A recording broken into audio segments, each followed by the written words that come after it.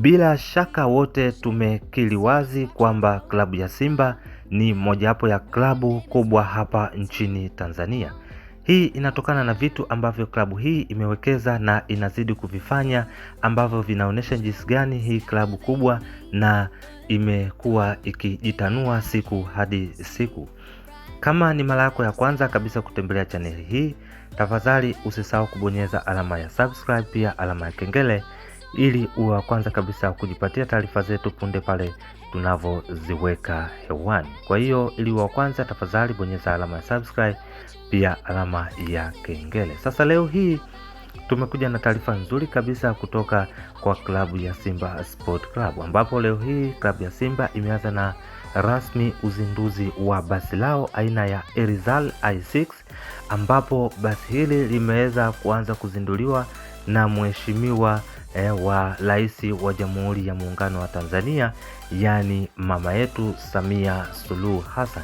Kwa nini klabu ya Simba imeanza na kulizindua basi hili katika ikulu ya Rais Samia Suluhu Hassan? Ni kwa sababu ni mojawapo la jambo kubwa ambalo limeweza kusubiriwa kwa muda mrefu hapa nchini Tanzania. Isitoshe kwamba tunajua mabasi ya aina ya Erizal i6 yanaweza kutumika zaidi na maklabu kubwa hapa duniani. Tunaweza kuona kama klabu kubwa kama Real Madrid, Barcelona, Manchester City pamoja na Manchester United na klabu zote hapa duniani zinatumia mabasi haya. Kwa nini? Hii ni kuonesha kwamba jinsi gani klabu inajiwekeza katika miundombinu ya kisasa ili kuhakikisha kwamba wachezaji wanakuwa katika afya njema. Ndiyo, afya njema kwa mchezaji ndo kila kitu, ili aweze kufanikisha ushindi kwa timu husika. Sasa klabu ya Simba imeweza kutambulisha rasmi basi lao aina ya Erizal i6, ambapo imeweza kutoka nchini Hispania, ambapo tunajua kwamba Hispania ndio watengenezaji wakuu wa haya mabasi.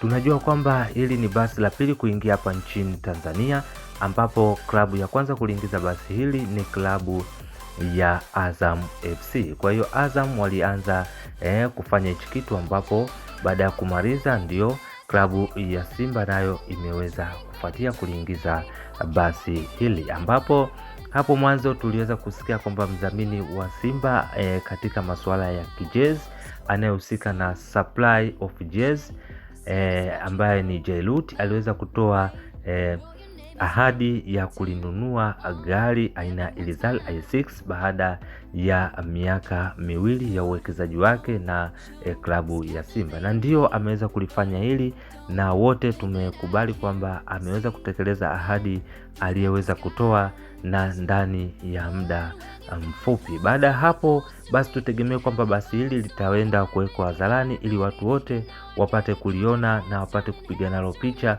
ili waweze kujivunia mafanikio ya klabu yao, moja ya klabu pendwa na yenye mashabiki wengi hapa nchini Tanzania. Kwa habari mbalimbali za kimichezo na burudani, tafadhali usisahau kubonyeza alama ya subscribe, pia alama ya kengele iliyoko chini ya video hii. Asante sana.